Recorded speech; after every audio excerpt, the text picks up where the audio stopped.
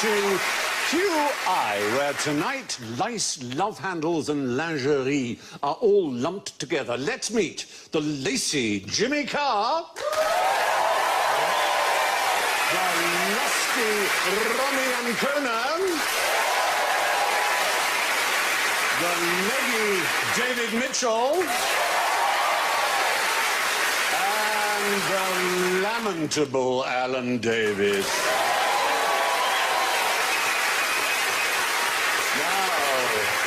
Before we even begin with the first question, one of your buzzers has been investigated by the FBI. Let's listen to all of them and see if you can get some early points by guessing which one. Jimmy goes...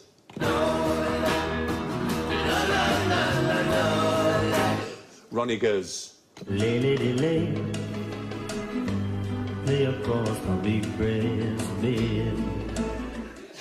David goes...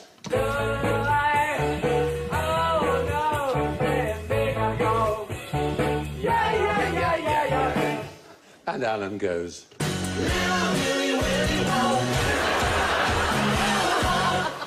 So we got Little Willie Really Won't Go Home. Your song, do you recognise it? I did. I think I've heard those noises before, but I couldn't put words to it. You seem to know it. Louis. Which I think was investigated by the FBI. Because I think they thought it was a drug reference. They couldn't figure out what the song was about. Worse than... Well, is it worse than drugs? No, it isn't. It's better than... Well, it's sex. Let me just say sex. Is sex better or worse than drugs when it comes to the FBI? It can be better and worse. Yeah, you're right. You know. Stephen, why can't we do both? One might assist the other. What's sex again? Sorry. So this is the FBI investigated song? They investigated Louis. You. Right. Yeah, your song. Because they thought it had very lewd references. We can see what the lyrics actually were. Ah, on that ship, I dream she there. I smell the rose, in her hair. Filth. Yes, well, that's what the lyric was. Ban this filth. What they thought was being sung was, and on that chair, I lay her there, I felt my boner in... Oh, my God. The weird thing is... They wrote a song about my pre-show ritual on it. The weird thing is, if you listen to it, you can see why they thought that.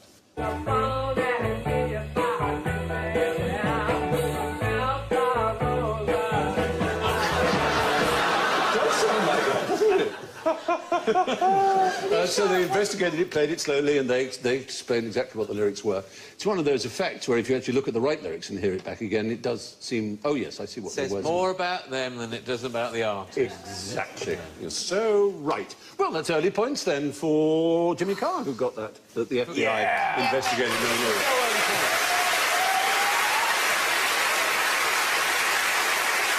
Points, early doors. Right, let's begin. What did the man who invented the lava lamp do for leisure? There he is. That's John Malkovich. It does look a bit like John Malkovich. Hawaiian shirt. Was he into women? Was he a lover man? Well, he was very nice to me. I can't believe I did Lover. You know you said that out loud. I know. You said, was he a lover man out loud just now? They all heard. Yeah, Sorry. well, actually, I'm going to Have you got make one? a lava lamp for your edification, pleasure and entertainment. I have here a little tube. This is actually a tube that usually contains tennis balls. And this is a mixture of vegetable oil and water. And I have here a little... Quite hard to mix, syringe. by the way, those two things. Yeah, they are. They Because... separate, don't they, David? Yes. Hello. So you pump the colour in, and I'm going to use Alka-Seltzer, or any effervescent hangover cure pill will do. Are you going to say, don't try this at home? Well, you can, actually. Honestly, it's not like a Mender. It's not going to explode. And cue light. Way, there we go. Pop it on. And then as the effervescent works, it begins... Yeah, there we are, beginning to get the effect. And there we are, the colour's now beginning to come into it. And you're getting a sort of lava lamp there, obviously. Professionally, they're made more permanent. A lava lamp, ladies and gentlemen.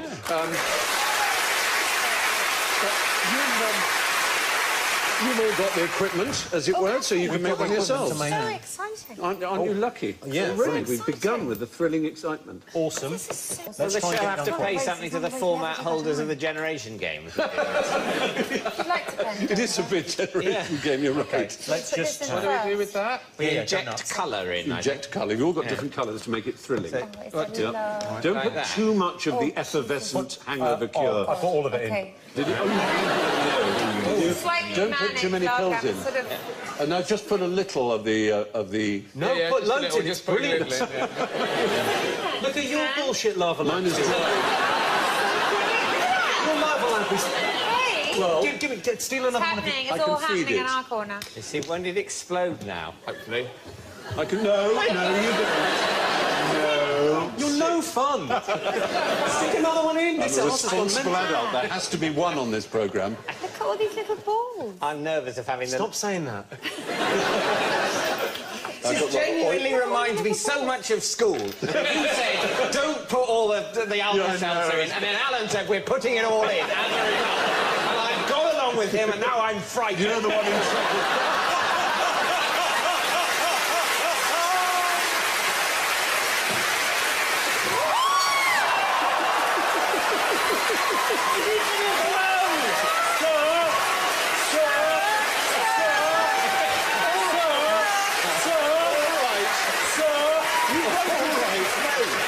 So did it. You made me laugh. Laughing at my... You made me laugh, David. He was laughing at my I told you before. You're in trouble. It's not funny. There's nothing funny about making people laugh. Hang on, maybe. But, oh dear, oh dear. I've got oily hands. Mitchell's taken the lid off, sir. Mitchell's taken the lid off. It's not serious. This is most unfortunate. But you... Why Have haven't you you just- put any little balls in yours? I beg your pardon. This is not how it was supposed to happen at all. I love how broad Stephen's remit is. Industrial.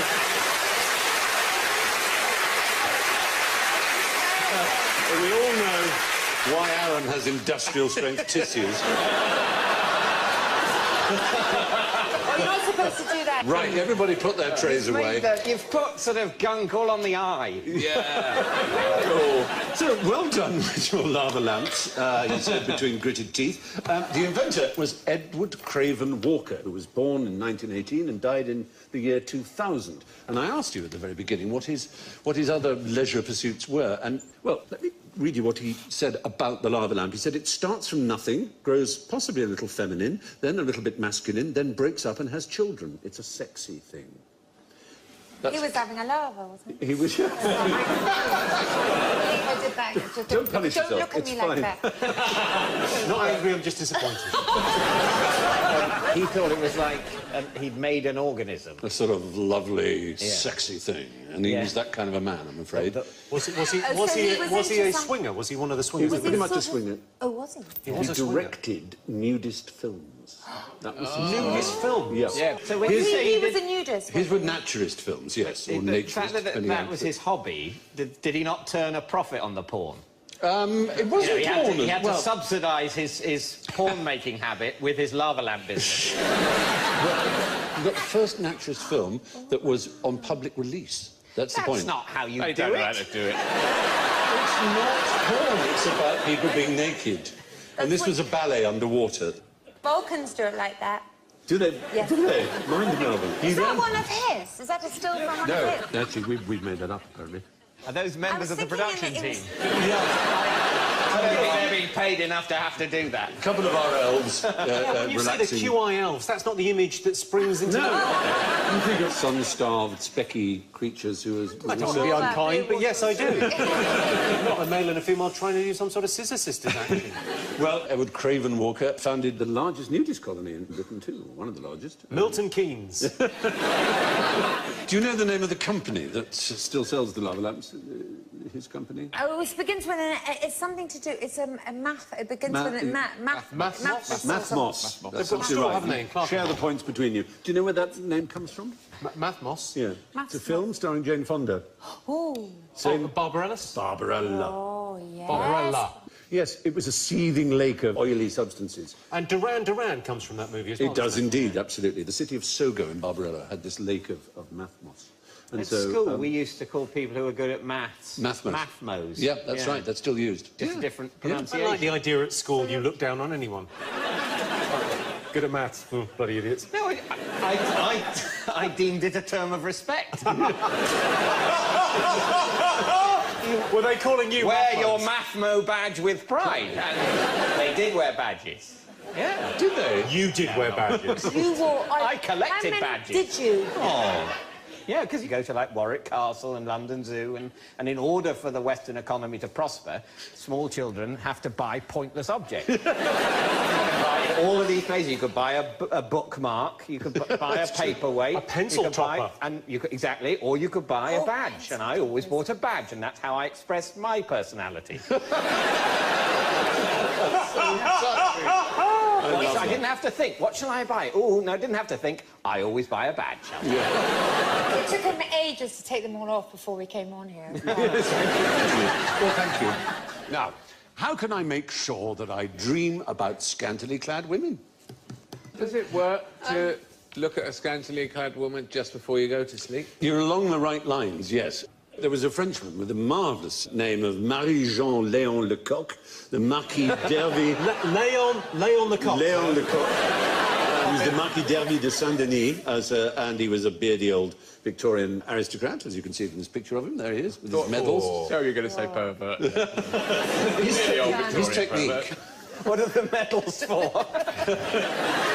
He's looking at a scantily clad lady right Actually, there. one of those, I can tell you what they are. The first one, he went to Warwick Castle. The next one is London Zoo. That's a pencil topper. Very That's the French David Mitchell of his age. So what was his technique for dreaming of scantily clad women? Well, what he would do is he would paint a scantily clad woman all day while chewing an orris root. Orris root is used in potpourris and in perfumes and such things. And then he would go to sleep, and his servant would place, while he was asleep, some orris root in his mouth, very gently.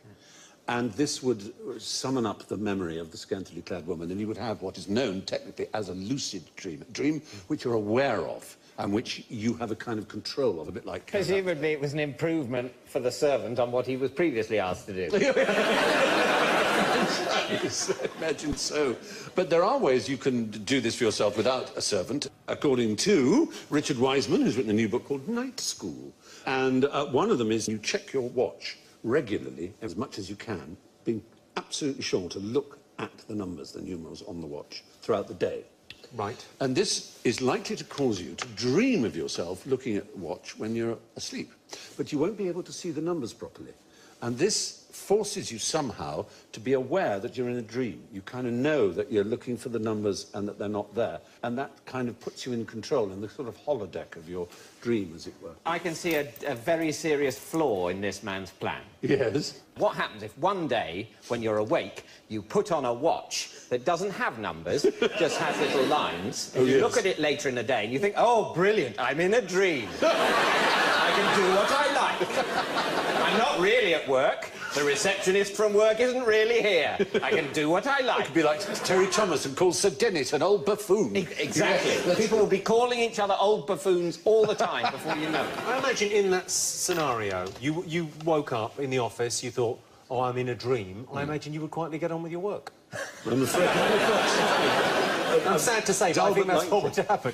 Apparently 50% of us have had a lucid dream in that sense in our lives, and you're more likely to have one if you are a computer gamer as well, which is perhaps not surprising, spending your time in that sort of, you know, grand thefting.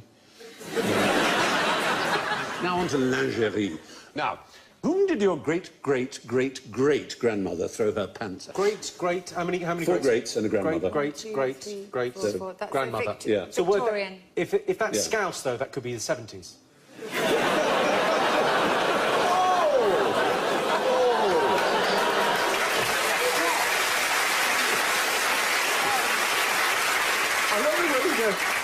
I think they'll be all right. They've got a sense of humour, don't panic. Can you do the next, like, 5 minutes in a Scouse voice so that we won't get letters of complaint? Okay. Okay, then. What are you going to say? good enough. Oh, I want some chicken and a can of Coke. I can only do Scouts if I say, I want some chicken and a can of Coke. That's all they say, isn't it? Sorry, no. No, they've got a sense of humour. Let's get on to something. Disgraceful. Let's get on to Israel or something less contentious. Would it be kind of like at the time, so we were talking, that would be about around 1850? Yeah, early Victorian era. So didn't they get the celebrities of the time were people who were doing useful things like Isambard, Kingdom Brunel or someone? No. No one does suspension like him. He does. I love his cantilevers. I love the fact that your great-great-great-great-grandmother was always old. Yeah, I don't know why it did that. Even I when don't she know was why throwing that her there. knickers at people, I she don't was an know why old that. lady. I don't know, it's ridiculous.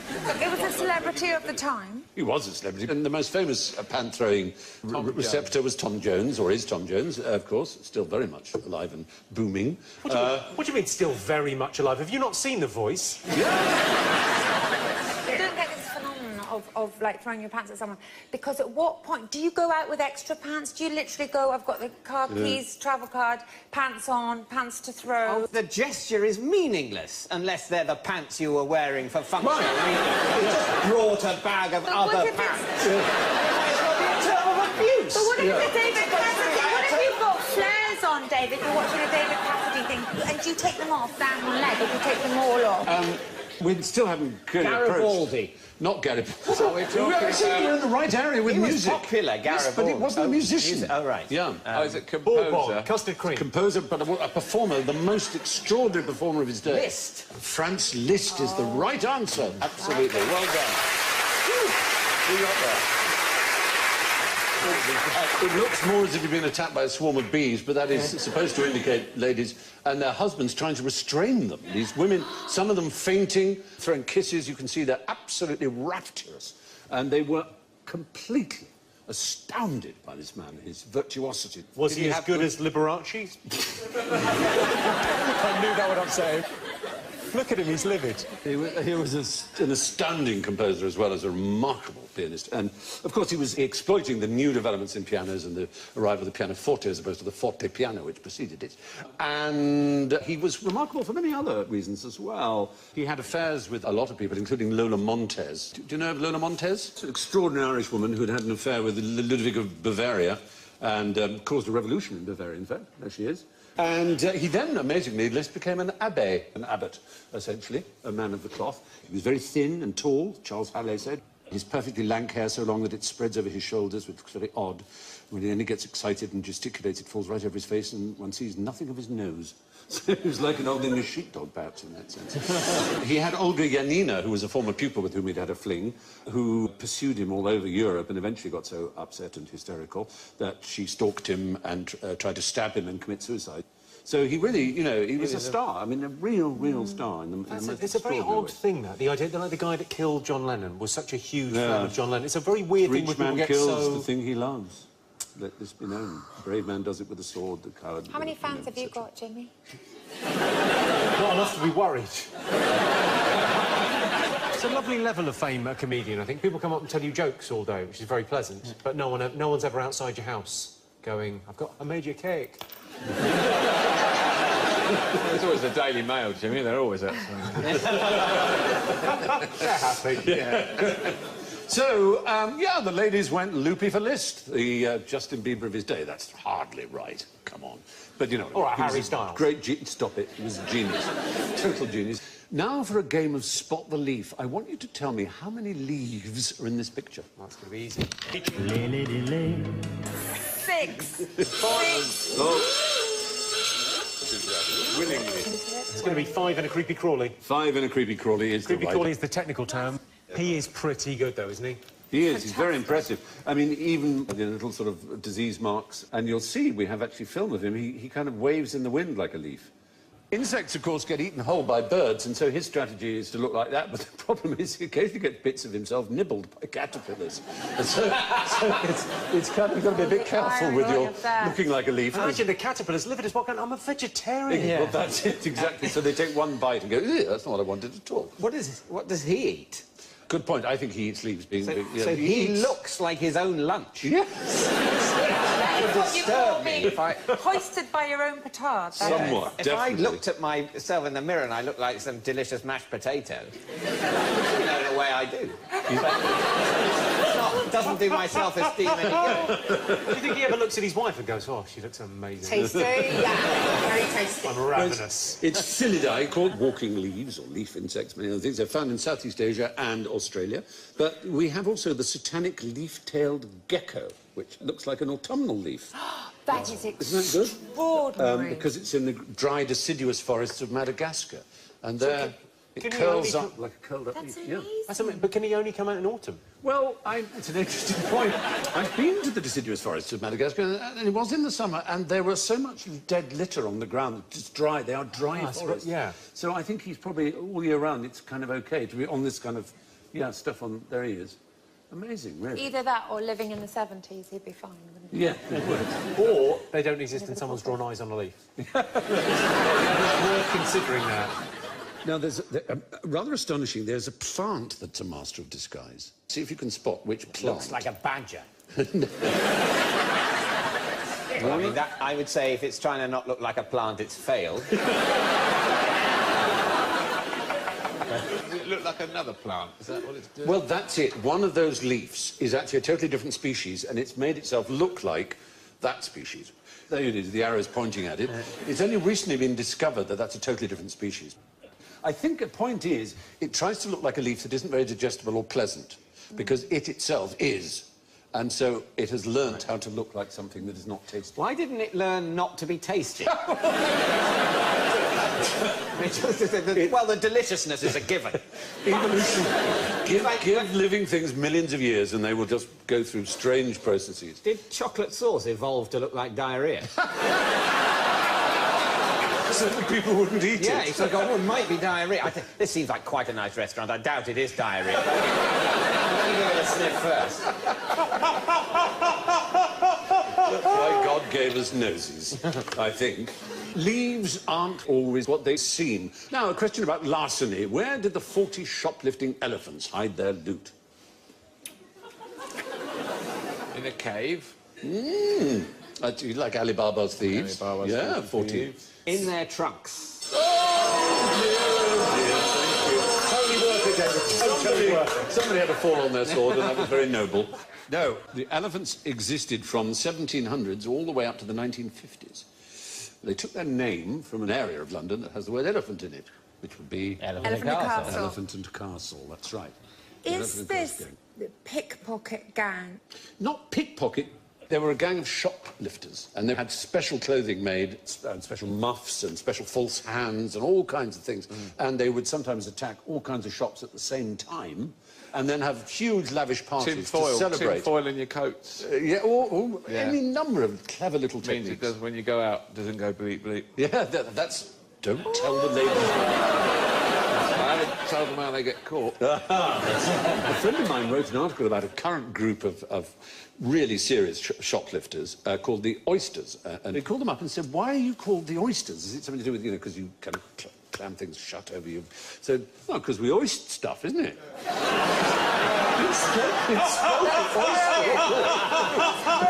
You had to go through a change of spell to a global search and replace to hoister. But these were hoisters. Oyster cult. Yeah, the hoister.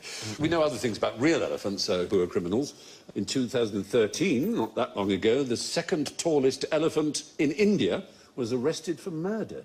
It's rather unfair. Did it run amok? Because that's what they do, isn't They it? always run amok, They that's run the amok. phrase. There was an elephant that was hung. Is that the one you're talking about? The elephant that was hung? I think they're all pretty well hung. There was one that was hanged. Yeah. Yeah, there was one that was hanged. You're absolutely right. We've covered this. I heard about some criminals. It was a smuggler. Do you know this story? It's a famous story, like from Pakistan to Afghanistan. There was a famous smuggler who was like used to smuggle things across the border. Right. He was known as a brilliant smuggler, and they used to stop him at border control, and they would check these elephants and do like, what have you got here? Go through all the bags, and they could never find the contraband. And eventually he was retiring. They said, look, you've got to tell us. One of the guys bumps into him. What were you smuggling all those years? He went, elephants. There's something about that that's entirely beautiful. So the 40 elephants were lady shoplifters with lots of loot in their muffs. Who has the world's largest love handles, and what do they use them for? Eric Pickles. Oh, dear!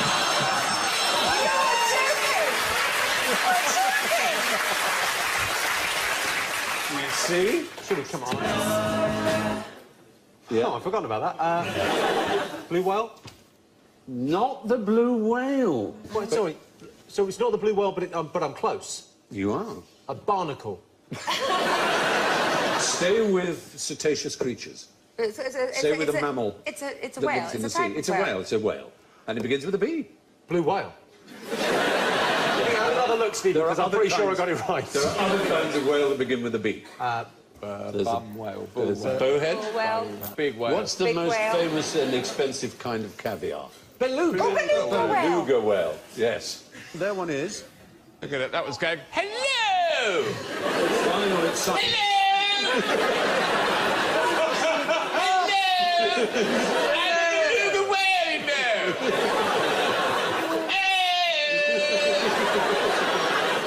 It is all I can do! He's very chirpy. They have no dorsal fin, and amazing. I haven't got a dorsal fin!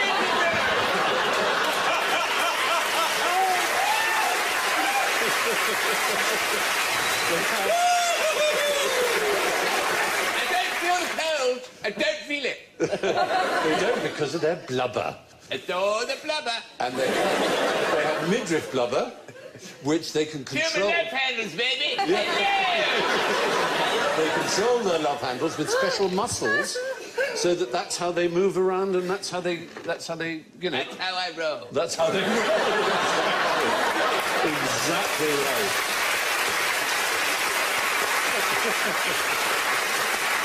Oh, they move up and down with their love handles, and they're hunted by the local Inupiaq people in the Arctic. I hate that. You've got a career in animation ahead of you.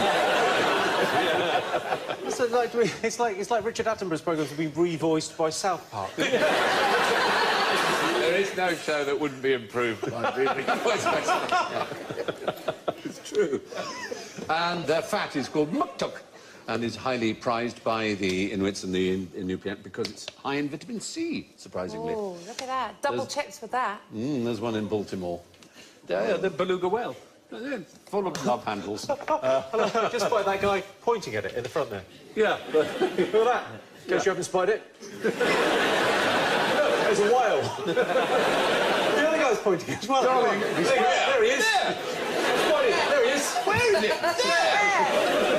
You can't see. He's there. He's there. The other guy there. He's there. Sorry, I don't recognise anything that's not wearing a hat. Anyway, the beluga whales steady themselves with the world's largest love handles. All that we caught, we left behind, and carry away all that we did not catch. What am I talking about? Venereal disease. Somewhere along the line, I'm sure. What I'd already caught, I left behind by giving it to other people. By breathing it Yeah. out. Yeah. By breathing it out. Yeah, well, it is a riddle. It was a riddle given to a man of mythic status, so much so we don't even know if he existed, and yet his name is incredibly famous, and there are statues of him, even though we don't know that he existed. King Arthur. No, older than that, an oracle, the most famous of the oracles in the Western canon, of Delphi. Delphi. Yeah, told him that he would die on the island of Ios, and that he should beware the riddles of young children. And this man went round the Greek islands as a minstrel, because that's what he did. He sang poems to a lyre, so they were lyric, but they're known as epic, in fact. And the great epic poems of Greek civilization, the two are Homer, and it's Homer we're thinking of. And Homer supposedly, in this story, went to Ios, where he encountered a group of fisher boys. He went to Ios, but the guy just said don't go. I know, but Just this always fine. happens in Greek myth, went to do with the Delphi. I mean, think of Oedipus. Don't listen. Well, know. sometimes the oracle is sort of quite enigmatic very, and difficult. yes. But if he said, don't go to Ios... That's really he goes, straightforward. you know... Anyway, Homer went to Ios, and he encountered a group of fisher boys. He asked them what they'd caught, and they gave him this riddle. And I'll repeat it again. All that we caught, we left behind, and carry away all that we did not catch. And he suddenly remembered Homer. Oh, my God, I shouldn't have asked riddles, and I'm on Ios. And maybe that's the thing about being cursed or having a prophecy, is that you stop concentrating. He slipped, cracked his head, died. Should have gone to Argos. They should have gone to Argos. Get everything there. Argos was Jason's ship, of course, wasn't it? Hence the Argonauts. Yes. Yeah. Yes. Yes. The Argos, the chain, they call their staff Argonauts to this day. Oh, do they? No.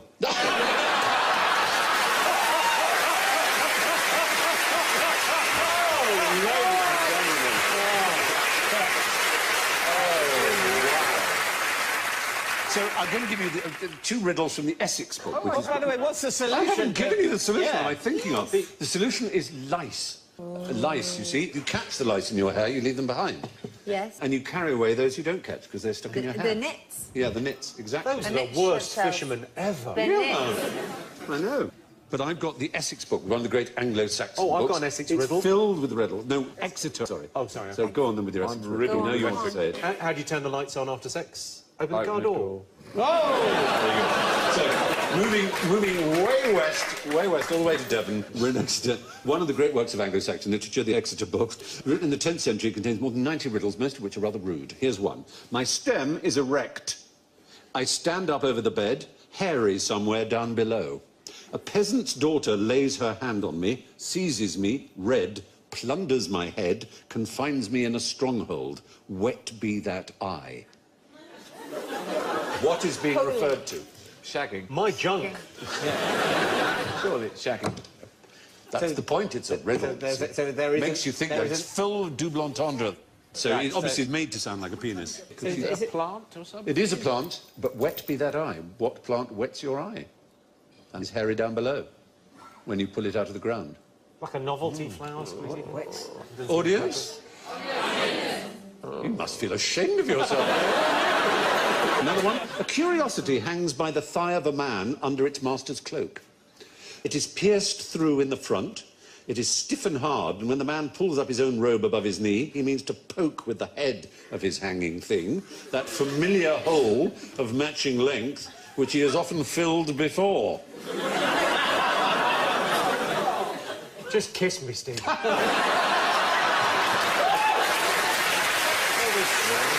this messing around.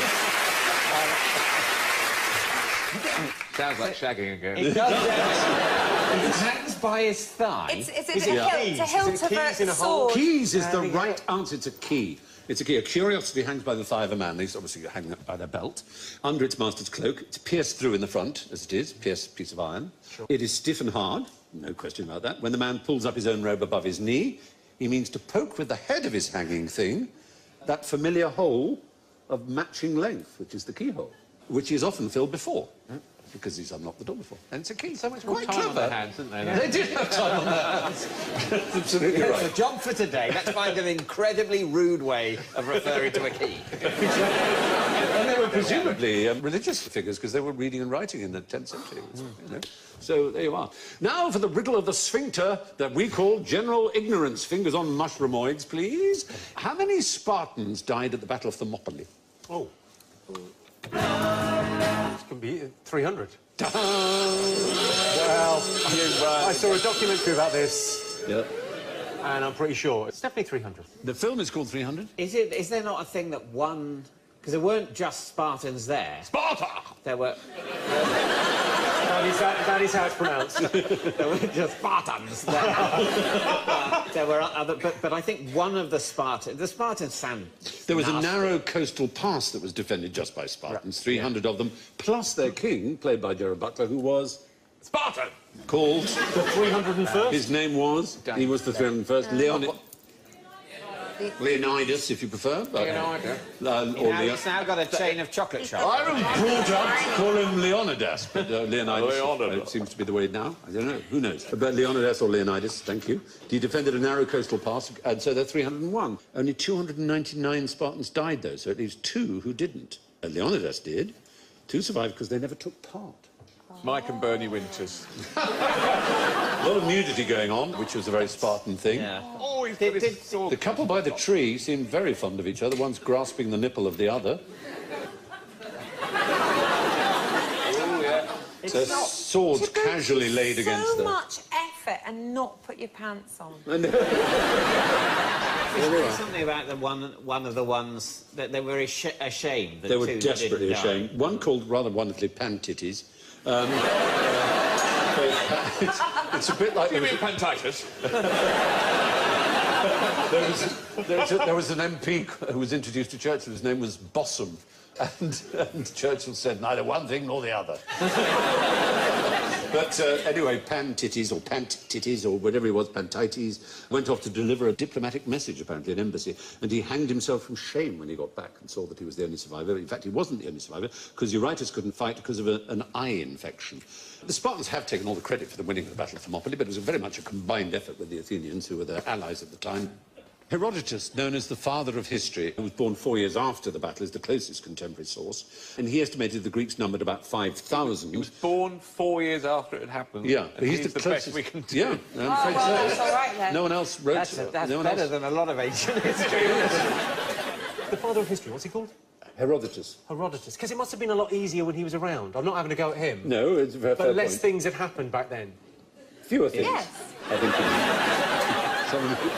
Common usage. Common usage. It's so like being back at school, it's unbelievable.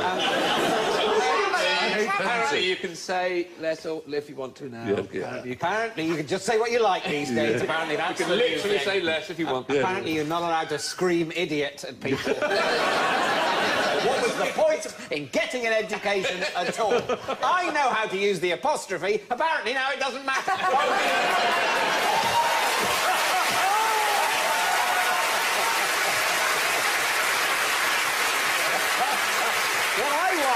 I want the time it took me to learn that back. You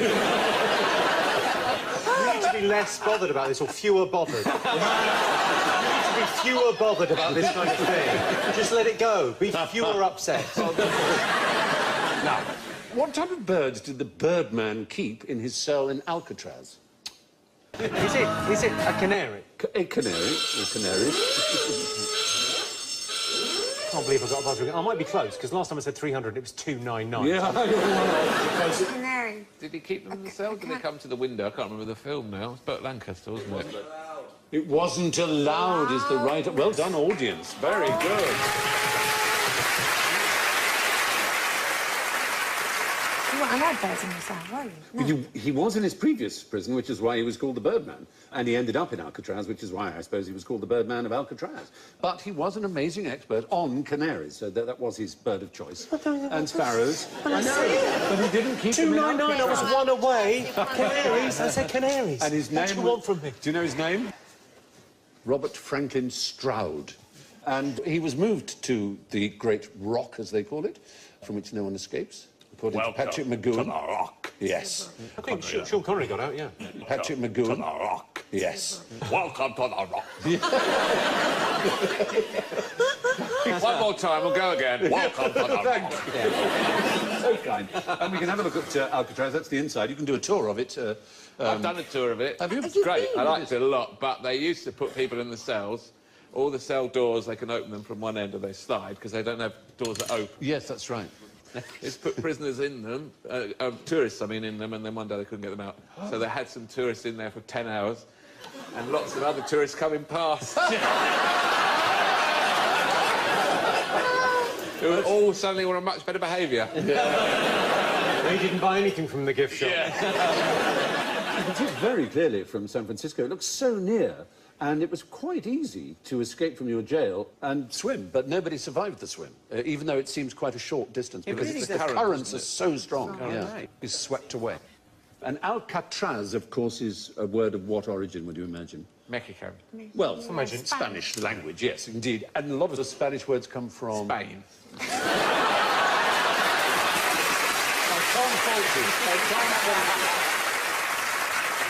Owl. It begins with owl, so like Alhambra and... the Moors. The Moors. It's an Arabic word, from Arabic. And oddly enough, in Spanish, Alcatraz means gannets, seabirds, but it used to mean pelicans. So when they've called the rock Alcatraz, they were calling it after the pelicans. But the actual Arabic words mean something completely different, the sea eagle. So it's a strange thing. Alcatraz was the sea eagle, then it was used to mean the pelican by the Spanish, and then they changed it to mean the gannet. So, confusing, but that was how it changed its meaning. You were allowed hot showers in Alcatraz, but not cold ones. Why would that be? Hot showers, but not cold ones. No, because yeah, I don't know. It's so that you wouldn't be acclimatised to the cold water. To the cold water. Yes. You were going to be that determined, though. You wouldn't just sort of dip your foot I think and go, people "Ooh, do bitten try. me. I think I'll go back in, actually. That was a mistake. Have they not done it now? You get these Iron Men that do these incredible probably- swims. I think someone must have done it. But some of the But they have prisoners who did special- escape were never found. So It was assumed, I think, it was to keep the assumed they were reputation. dead, but they may have escaped. Yeah. It probably suited everyone. Yeah, because they didn't want the myth of Alcatraz to die. Who was the first person to put stuff between two slices of bread and eat it? Lord Sandwich. Oh, what a shame. Pity. I You knew were doing that. so well. Doing that. The Earl of Sandwich certainly gave his name to what we call the sarnie or the sandwich or the butty, all kinds of words for it. But Was it the Earl of Butty? we know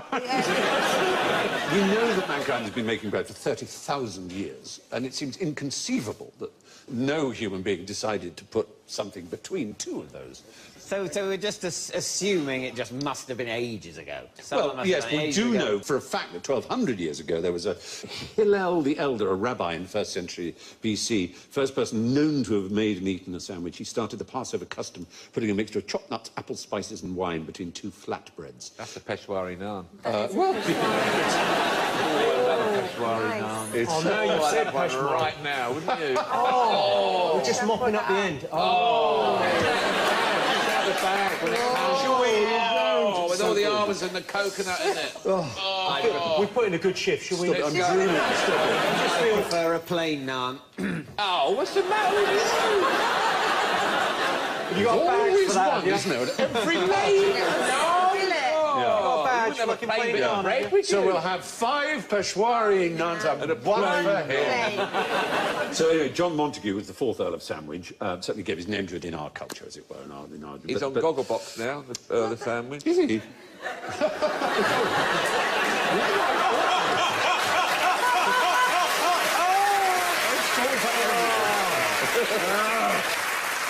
The idea was that he just called for it because he was very busy.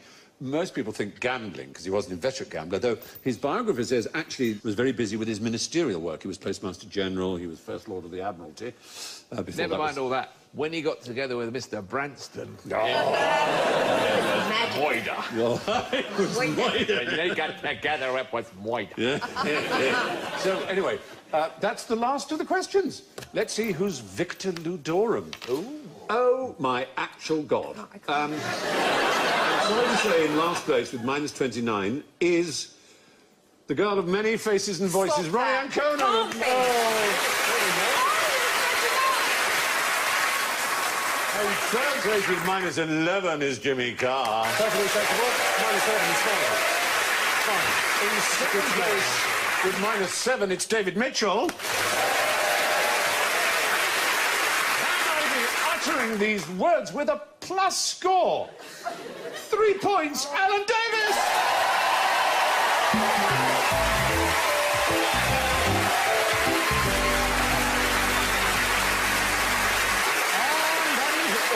From Ronnie, Jimmy, David, Alan and me, and I leave you with the last words of Nancy Lady Astor. Waking up to find her bed surrounded by her entire family as she was dying, she said, "Am I dying? Or is it my birthday? Good night."